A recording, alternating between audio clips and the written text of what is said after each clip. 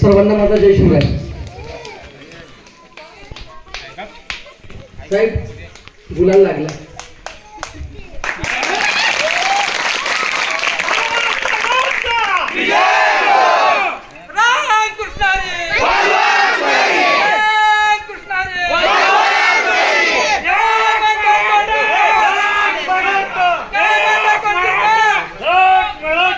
आणि सर्वांना माहिती असावं की मला वाटते की अधिकृत हे फक्त माननीय सुधाकर भांडराज साहेब असे उमेदवार आहेत की जे जाऊन आदरणीय जरांगे पाटील साहेबांना जाऊन त्या ठिकाणी माझं त्या ठिकाणी समर्थन आहे म्हणणारे एकमेव उमेदवार आहेत। पहिला पाठिंबा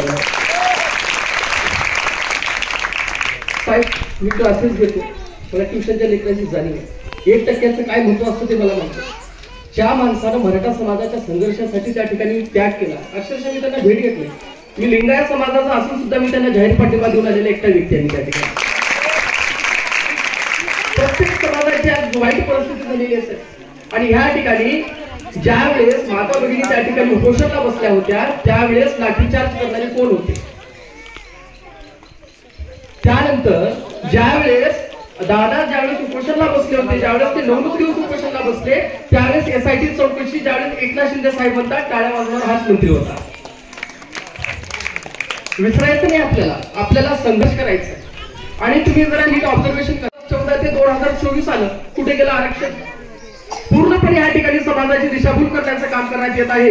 आणि त्या ठिकाणी असं म्हणतायत की लिंगायत समाजाला आम्ही हे दिलो, लिंगायत समाजाला लिंगायत भाव दिलो। अहो 50 कोटी जागेवर कोणी 4 कोटी दिलं तर त्या ठिकाणी त्याला दिलं म्हणतात का? सांगा।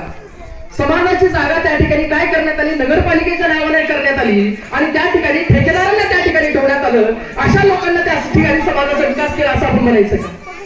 अजिबात नाही। तर येणाऱ्या काळामध्ये आपल्याला या ठिकाणी उदगीर मतदारसंघामध्ये सर्वात मोठी गोष्ट काय झालेली आहे तर ह्या ठिकाणी गावागावात ग्रामपंचायत मध्ये भांडण लावायचं काम कोण केलं तर इथल्या मंत्र्यांनी त्या ठिकाणी केलेलं आहे। एका माणसात माणूस या ठिकाणी मंत्र्यांनी आपल्या या ठिकाणी ठेवलेलं नाही। म्हणून आपल्याला या ठिकाणी आपला उदगीरचा चेहरा मोहरा बदलण्यासाठी, आपल्याला उदगीरचं परिवर्तन करण्यासाठी आणि एकाधिक ठेवण्यासाठी आपल्याला या ठिकाणी परिवर्तन करायचे आणि ते साहेबांच्या रूपाने परिवर्तन आपल्याला करायचं। काय तुम्ही 10 वर्ष आमदार होतो, आम्हाला माहिती आहे कोणत्याही प्रकारचे हप्ते नव्हते ना, कोणत्या गावात दारूचे धंदे नव्हते। पण आज तुम्हाला माहिती आहे मी खोटं बोलत नाही, टक्केवारी तर 15 ते 20% टक्के आणि प्रत्येक गावामध्ये दारूचे धंदे मंत्र्यांना लावले। 8 लाख प्रत्येक गावात दारूचे ठेके साहेब प्रत्येक गावात। अहो युवा पिढी आमची बरबाद होऊन चालली त्या ठिकाणी। माझ्या माया बहिणीला विचारा किती तर लेकरं जाऊन त्या ठिकाणी पत्तेची डावे खेळायला बसल्यात। हे पाप कुणाच्या डोक्यावर आहे? हे पूर्ण पाप केलेला मंत्र्यांना, हे पूर्ण काम मंत्र्यांनी केलेलं आहे। म्हणून आपल्याला या ठिकाणी आदरणीय साहेबांच्या रूपाने आपल्याला परिवर्तन करायचं आहे आणि परिवर्तन आपल्याला कमीत कमी 60 ते 70 हजारच्या लीडनं आपल्याला परिवर्तन करायचं आहे। आणि साहेब ह्या गावचे काही मुद्दे होते त्याच्याबद्दल थोडं बोलतो साहेब। मला आमचे जाधव साहेब आमचे वसंत माझे पितृतुल्य जाधव साहेब मला म्हणले की आमच्या गावातला रुक्मिणी मंदिरचा एक विषय आहे आणि महादेव मंदिराचा एक विषय सांगितले। आणि साहेब तुम्ही आमदार असताना ह्या ठिकाणी रोडचं काम मंजूर झालं आणि त्या रोडचं काम आता साहेब 3 वेळेस झालं आणि 3 वेळेस बिल उचलून खाल्ले साहेब।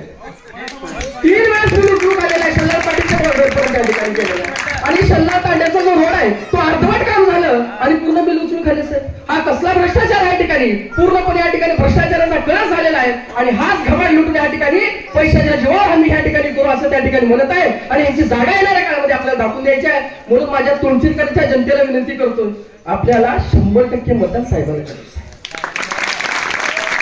जर माझ्याकडून काही जर बोलण्यामध्ये खालीवरी झाला असेल तर मी सर्वांची माफी मागतो साहेब। माझे बोलून एवढे माझे 2 शब्द संपवतो।